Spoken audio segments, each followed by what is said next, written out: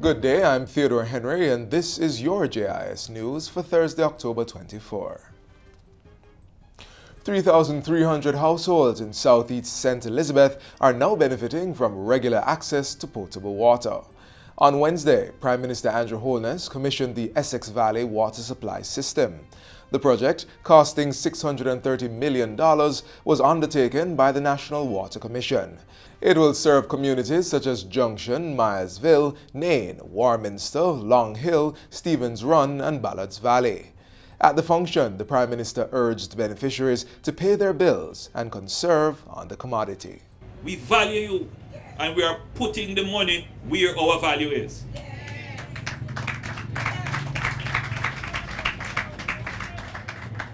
Help us to maintain the service.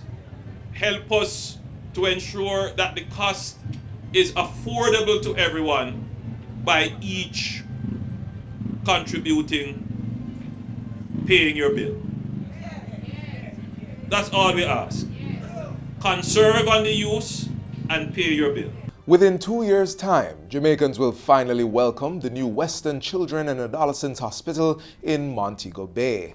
Ground was officially broken on Wednesday, marking the start of work on the health facility, which will provide specialist care for children and adolescents up to age 18. Health and Wellness Minister Dr. Christopher Tufton says it will be one of the most sophisticated pieces of public health infrastructure in the country. It is a 7-floor hospital, 60 rooms for residence facilities, so staff, professionals who work in the institution will also have accommodation in the building. The building will boast outpatient emergency, surgical, lab, and intensive care services. The 220-bed facility is being built on the compound of the Caenwood Regional Hospital, and Prime Minister Andrew Holness has praised the world-class design of what is to be a green building. Green in the sense that you will be incorporating plants to create microclimates, and green in the sense that you will be using renewable energy to reduce the carbon footprint of the building and just to make sure that it is a pleasant experience to be in the building. Funding is being provided through an economic and technical cooperation agreement that was signed in October 2018, under which the Chinese government is providing $36.16 million for the hospital and other projects.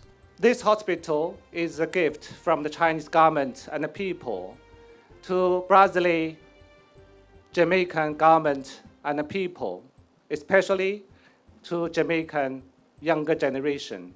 I think is the testimony of our friendship, a goodwill between our two countries. In the meantime, Prime Minister Andrew Holness and Foreign Affairs Minister Senator Kamina Johnson-Smith will head Jamaica's delegation to next month's China International Import Expo in Shanghai. Jamaica was invited to participate as a guest country of honor. Minister Johnson-Smith has said it presents an opportunity to showcase what the island has to offer as a trade and investment destination and partner in the area of commercial relations.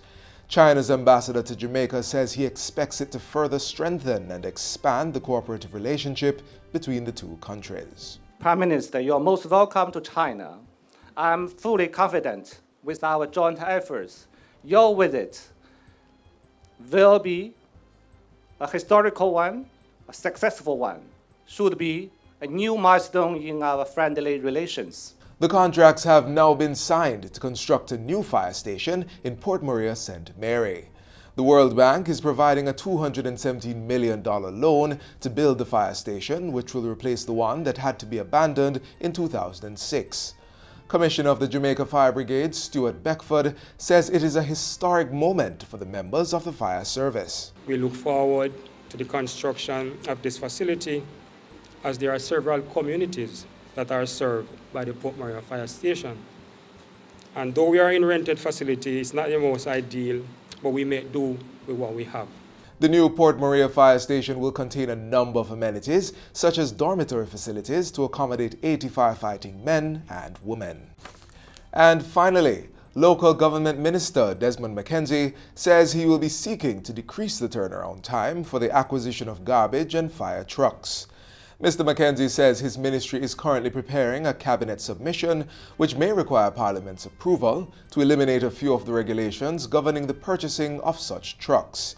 He argues that due to the lengthy procurement process, challenges are being faced to properly fulfill the functions of solid waste management and fire prevention. Entities like the National Solid Waste Management Authority and the Jamaica Fire Brigade, because of the nature of the service that they provide, that some sort of special dispensation be given to them so that it doesn't take you 2 years, because in most cases it takes in excess of 18 months to order and to get trucks to come in to the system. Mr. McKenzie made the statements at a joint function for the handover of garbage trucks to the NSWMA and contract signing for the Port Maria Fire Station. And that's it for JIS News Today. I'm Theodore Henry. Thanks for watching.